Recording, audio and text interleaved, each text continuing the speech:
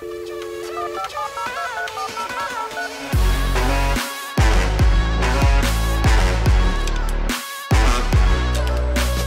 5G.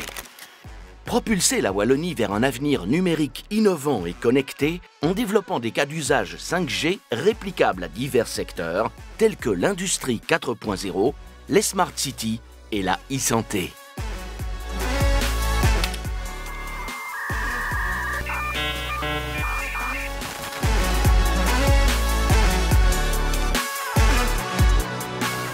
Je suis Frédéric Renette et je suis responsable développement de la 5G et 5G privé chez Proximus Next pour le marché professionnel.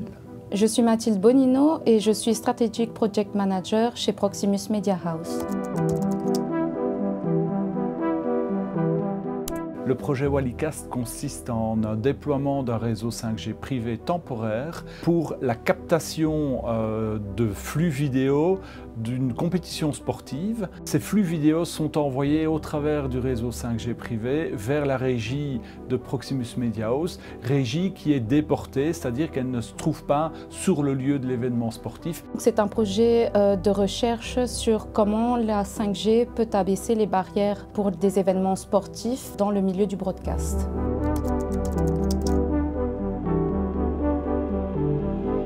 Avec ce projet Wallicast, on a mis en place une solution qui est beaucoup plus légère, beaucoup plus flexible. On parle ici d'une production à distance. C'est une production pour laquelle on va envoyer des caméras sur place, un flight case, c'est-à-dire une mallette qui contient l'ensemble des machines qui nous permettent en fait de réaliser une production ou un contenu.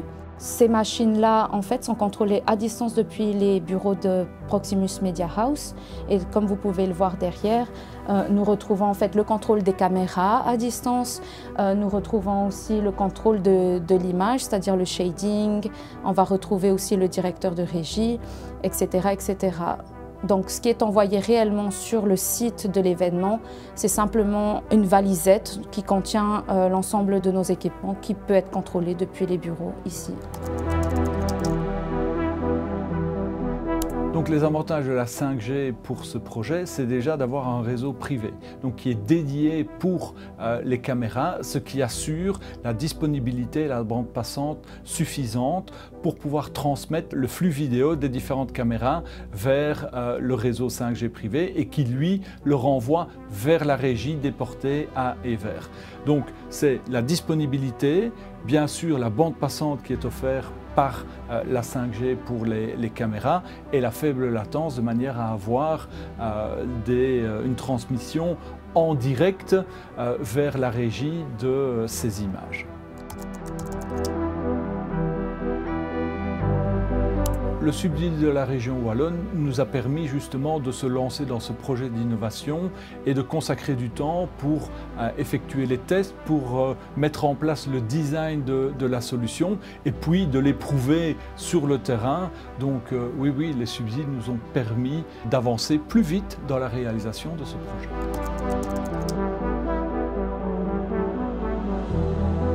Donc, dans ce projet, nous avons aussi une dimension de développement durable, puisqu'évidemment, nous allouons beaucoup moins de ressources et beaucoup moins d'équipements, et cela s'aligne également avec les objectifs de la région wallonne.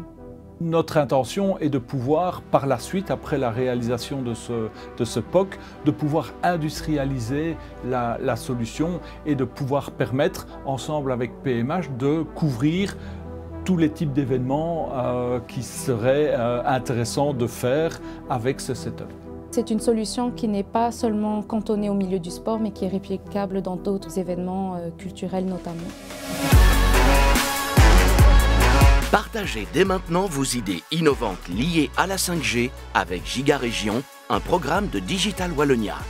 Rendez-vous sur notre page dédiée digitalwallonia.be/giga.